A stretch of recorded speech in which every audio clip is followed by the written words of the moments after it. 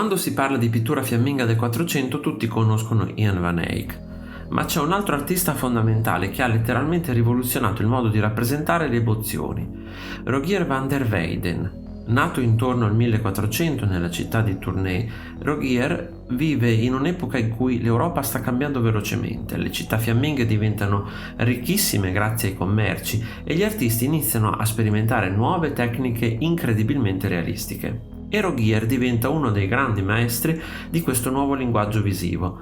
La sua specialità è far piangere le persone con la pittura, letteralmente.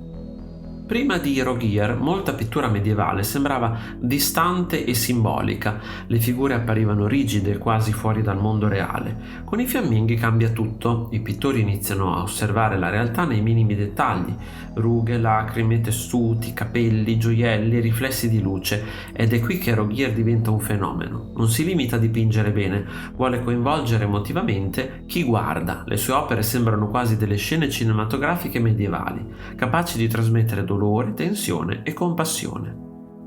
Uno dei segreti di van der Weyden è la pittura a olio. Questa tecnica permetteva colori più luminosi, dettagli incredibili e sfumature morbidissime. Guardando i suoi quadri puoi quasi sentire la consistenza dei velluti, dei metalli, della pelle. Ogni dettaglio è studiato con una precisione impressionante. Ma attenzione, Rogier non usa il realismo solo per fare sfoggio di bravura tecnica, lo usa per creare emozione. Quando una figura piange, tu senti quel dolore. Quando qualcuno abbassa lo sguardo, percepisci il peso emotivo della scena. L'opera più famosa di Rogier è sicuramente la deposizione oggi conservata presso il Museo del Prado ed è un capolavoro devastante. La scena mostra Cristo appena deposto dalla croce, attorno a lui ci sono figure disperate, sconvolte dal dolore, ma il dettaglio incredibile è Maria. La Vergine sviene, ripetendo quasi esattamente la posizione del corpo di Cristo. È come se madre e figlio condividessero la stessa sofferenza fisica ed emotiva. Rogier costruisce tutto come una scultura vivente. I corpi sembrano incastrati dentro uno spazio strettissimo, quasi teatrale. Il risultato è potentissimo, non stai guardando semplicemente una scena religiosa, ti senti dentro il dramma. Una delle grandi rivoluzioni di van der Weyden è proprio questa, le emozioni. Nel Medioevo spesso i personaggi sacri apparivano solenni e distaccati. Rogier invece mostra esseri umani veri, piangono, soffrono, si disperano. E questo cambia completamente il rapporto tra arte e spettatore. Le sue opere servivano anche alla meditazione religiosa. Guardando quei volti pieni di dolore, il fedele doveva immedesimarsi emotivamente nella passione di Cristo. Praticamente Rogier inventa una specie di empatia visiva. Van der Weyden fu anche uno straordinario ritrattista. I suoi personaggi sembrano vivi, non idealizza troppo i volti, mostra rughe, nasi storti, occhi stanchi, espressioni malinconiche, eppure riesce sempre a mantenere una grande eleganza. I suoi ritratti trasmettono dignità e introspezione psicologica.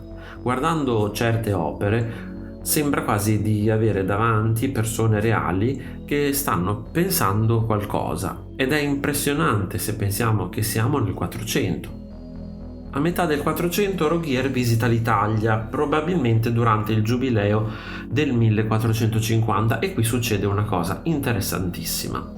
Gli artisti italiani rimangono sconvolti dalla pittura fiamminga. Perché?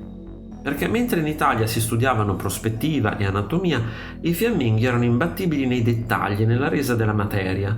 Rogier influenza tantissimi artisti italiani, specialmente nel modo di rappresentare le emozioni. In pratica diventa una superstar internazionale del Quattrocento. Tra le sue opere più intense c'è l'Altare Miraflores. Qui Rogier racconta episodi della vita di Cristo e della Vergine usando colori luminosi, architetture gotiche e figure elegantissime. Ogni scena sembra sospesa in un silenzio quasi mistico. La cosa incredibile è l'equilibrio tra realismo e spiritualità. Le figure sono concrete, fisiche, ma allo stesso tempo sembrano appartenere a una dimensione ultraterrena. È uno dei motivi per cui la sua arte continua ancora oggi a emozionare. Oggi magari il suo nome è meno famoso rispetto a Leonardo o Michelangelo, ma nel 400 Rogier era una celebrità europea. Riceveva commissioni da principi, nobili e istituzioni religiose importantissime.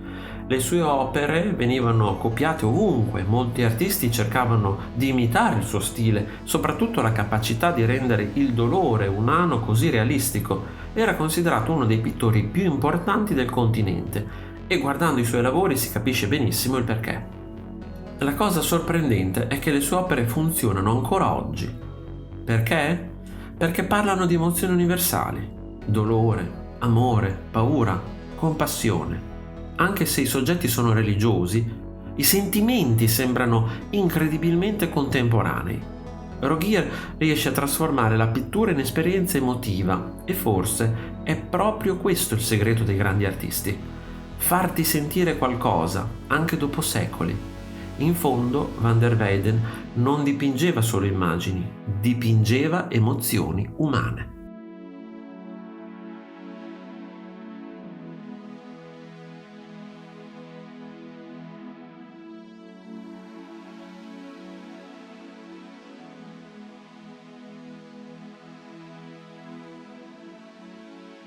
Se ti è piaciuto il video, iscriviti al canale, lascia like e condividilo con i tuoi amici.